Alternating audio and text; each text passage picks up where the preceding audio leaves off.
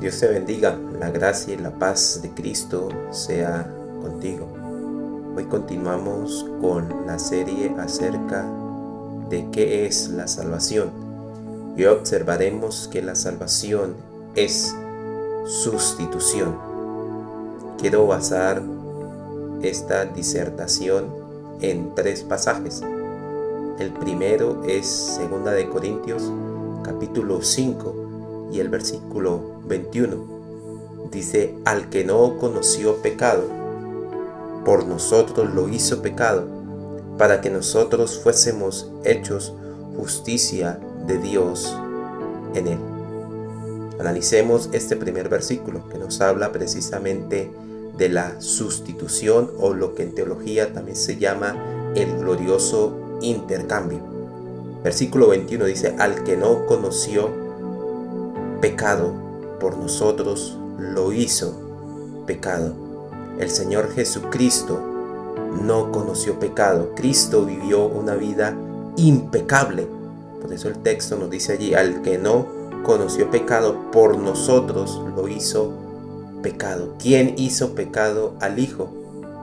El Padre hizo pecado a su Hijo, cargando nuestros pecados, según Isaías capítulo 53. Es decir, que Cristo fue puesto como ofrenda por los pecadores. Sigue diciendo: para que nosotros fuésemos hechos justicia de Dios en él. Ese para qué, un nexo subordinante que está indicando propósito. El propósito de que Cristo fuera puesto en lugar del pecador es que recibamos la justicia de Cristo, para que nosotros fuésemos hechos justicia de Dios en él. Esto es lo que también se llama la doble imputación. Mi pecado le es imputado a Cristo y la justicia de Cristo me es imputada a mi favor. Observemos el segundo pasaje, Gálatas capítulo 3 y el versículo 13. Dice: Cristo nos redimió de la maldición de la ley, hecho por nosotros maldición, porque está escrito: maldito todo el que es colgado en un madero. Este versículo 13 nos habla allí que Cristo nos redimió de la maldición de la ley, es decir, del anatema de la ley, el cual el Antiguo Testamento nos habla que el alma que pecare, esa morirá. El castigo por nuestros pecados es la muerte. Pero dice aquí el versículo 13: Cristo nos redimió, es decir, Cristo compró gente de toda lengua, tribu y nación para redimirlos, para comprarlos y liberarlos de la maldición de la ley, ya que el hombre sin Cristo ha violado el estándar divino, ha violado la ley de Dios y por ende merece la muerte eterna. Pero Cristo fue puesto en lugar de pecadores como nosotros, para redimir pecadores como nosotros. Sigue diciendo: hecho por nosotros maldición. Es decir, Cristo fue hecho maldición para que nosotros fuésemos hechos bendición. Cristo murió como el anatema de Dios en nuestro lugar. Cristo sufrió en lugar del pecador.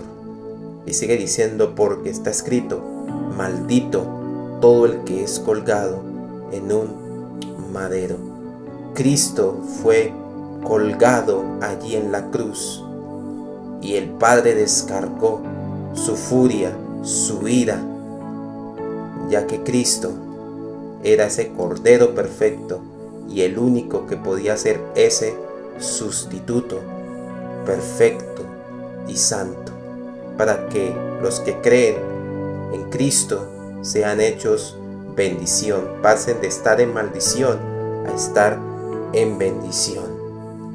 Un tercer pasaje es el texto de Primera de Pedro capítulo 3 y el versículo 18, donde nos dice: porque también Cristo padeció una sola vez por los pecados, el justo por los injustos, para llevarnos a Dios, siendo a la verdad muerto en la carne, pero vivificado en espíritu.